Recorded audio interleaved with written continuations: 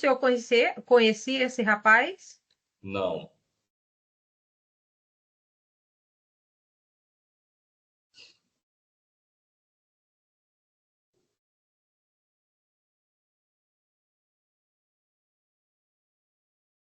Naquele local, o senhor visualizou esse rapaz passando alguma coisa para alguém, recebendo pagamento ali no local?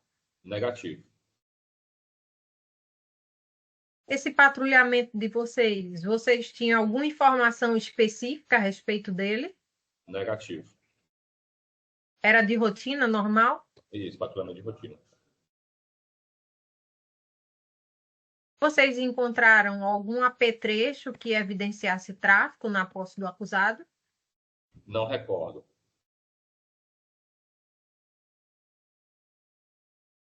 É, Vocês chegaram a fazer alguma diligência ali com pessoas da localidade para apurar se esse rapaz exercia tráfico ali no local? Não, sem diligências. O senhor sabe se ele morava ali perto? Ele mora ali perto. Mora. Ainda mora lá perto.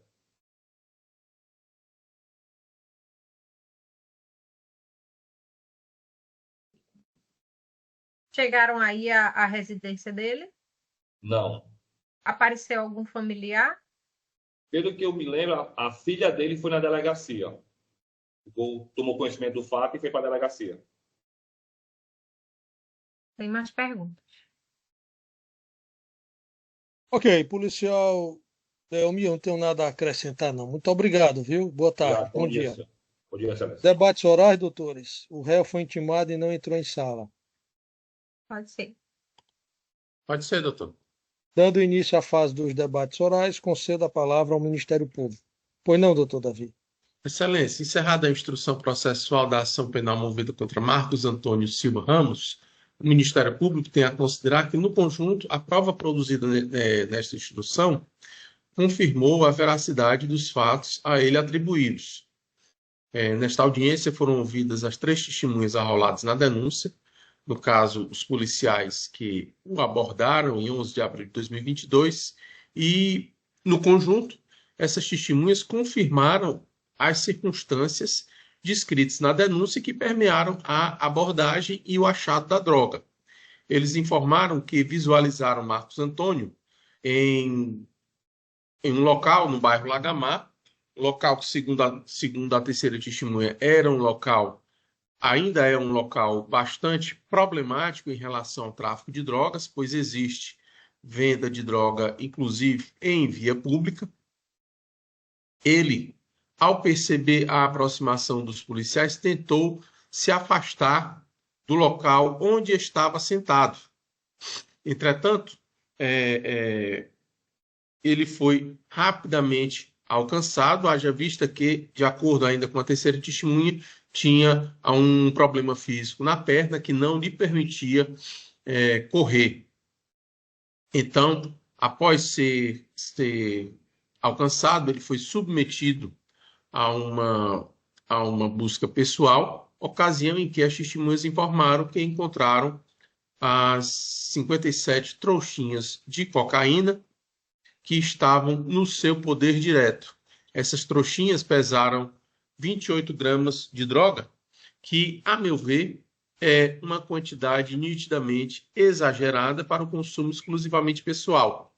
Além disso, além dessa quantidade de droga em gramas ser exagerada, a maneira como ela estava acondicionada, já fracionada em dezenas de trouxinhas individuais, denota uma nítida situação de traficância, pois a droga estava fracionada, de modo a permitir o repasse ao usuário final num contexto de pequeno tráfico de drogas, em que se pôs o acusado Marcos Antônio Silva Ramos. É nesse sentido que o Ministério Público entende que as circunstâncias que permearam essa abordagem do réu, a quantidade de droga, a maneira como a droga estava acondicionada, o fato de o acusado se postar em um local onde parado portando dezenas de papelotes de drogas em um local onde há venda de droga em via pública, tudo isso denota que a droga apreendida no poder direto do réu tinha finalidade mercantil, deixando assim a prova bem robusta e isenta de qualquer tipo de dúvida em relação à autoria, à materialidade ou à destinação mercantil da cocaína. Razão pela qual o Ministério Público reitera os termos constantes da denúncia e pede a condenação de Marcos Antônio Silva Ramos nas penas do artigo 33 da Lei de Drogas. Também concedo a palavra à defesa para suas alegações finais. Pois não, doutora Carla? Excelência, Marcos Antônio Silva Ramos, através da Defensoria Pública, vem apresentar seus memoriais nos seguintes termos.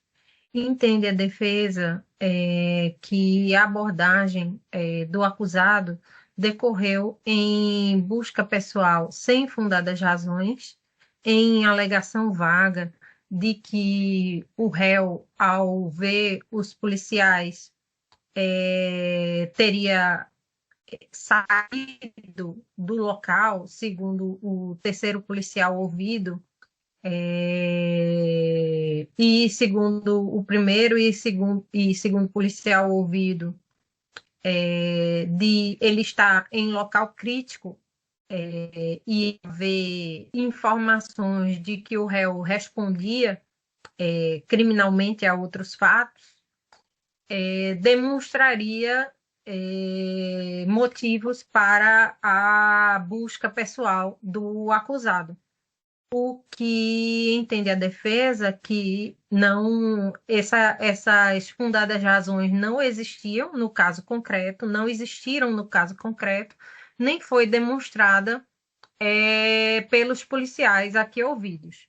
De fato, o primeiro policial testemunha de acusação, Francisco Maicon, informou que o motivo da abordagem do réu foi ele ser conhecido por passagens anteriores e estar em local crítico. Ele não aparentava estar com nada ilícito, nem armado, e não correu. Nem visualizaram o réu passando nada para ninguém, nem recebendo pagamento. Esse patrulhamento era de rotina, nem tinham denúncia específica do acusado. Não encontraram apetrechos que evidenciassem tráfico em seu poder, nem fizeram investigação com pessoas da localidade para apurar se o réu exercia tráfico no local, nem fizeram campana. O segundo policial, Marcos Paulo, afirmou que o abordaram por ele ser conhecido e estar num local de venda de drogas, encontrando droga com ele. E que ele teria tentado sair do local. Já o terceiro policial, o Leomir dos Santos, informou que ele estava no local sentado e se levantou e andou na direção oposta. Não houve perseguição ao réu, afinal ele tinha um problema na perna e não consegue correr, e encontraram a droga. Afirmou também que o réu tinha uma deficiência na perna, ele se levantou e tomou o rumo oposto da composição. Ele não chegou a correr, apenas andou mais acelerado. Não o conhecia anteriormente, não visualizou também o réu passando nada para ninguém, nem recebendo pagamento. Esse patrulhamento era de rotina, não tinham denúncia específica sobre ele e não encontraram apetrechos de tráfico na sua posse, nem fizeram investigação com pessoas da localidade para apurar se o réu exercia tráfico ali no local. O réu não compareceu para interrogatório, sendo decretada sua revelia. Assim, pela prova judicializada, verifica-se que a atuação dos policiais em questão ocorreu em busca pessoal sem fundadas razões, em alegação vaga de aptitude suspeita por o réu apressar o passo ou sair do local ao ver os policiais, o que é prova nula e manifestamente ilícita no sistema processual penal vigente. Afinal, apenas por o réu andar acelerado Isso não é base para uma abordagem policial, e assim a prova é inservível para uma condenação. Afinal, a simples percepção subjetiva de policiais de que o réu esboçou uma leve reação de sair apressado do local, sem correr ao avistar os policiais, afinal o próprio tinha uma deficiência que não o permitia correr, conforme destacou o terceiro policial testemunha de acusação ouvido, sem que houvesse qualquer investigação prévia ou campana no local, sem que fosse presenciada a prática de qualquer ato indicativo de que ele estivesse vendendo droga no local, nem que estivesse portando qualquer objeto ilícito, não sustenta as fundadas razões para, não configuram as fundadas razões para uma busca pessoal. Afinal, conforme entendem, os tribunais superiores não satisfazem a exigência legal para se realizar a busca pessoal. Intuições e impressões subjetivas por parte dos policiais. E, segundo entende o STJ, o fato de o réu ter esboçado uma leve reação de correr não justifica a ação policial. E aqui nem leve reação de correr o réu justificou, apenas saiu apressado do local. Com mais razão ainda não se justificaria uma abordagem policial. Assim, o simples fato de o réu ter se afastado do local ao avistar a viatura não constitui por si só uma base minimamente razoável para suspeitar de atividade criminosa por parte do acusado, para que se mostrasse possível sacrificar o direito à privacidade, não havendo a fundada suspeita excepcionada para a busca pessoal no caso concreto, merecendo assim ser reconhecida a ilicitude da busca pessoal, realizada sem fundadas razões e de todas as provas destas derivadas com base na teoria dos frutos da árvore envenenada com a absolvição do réu.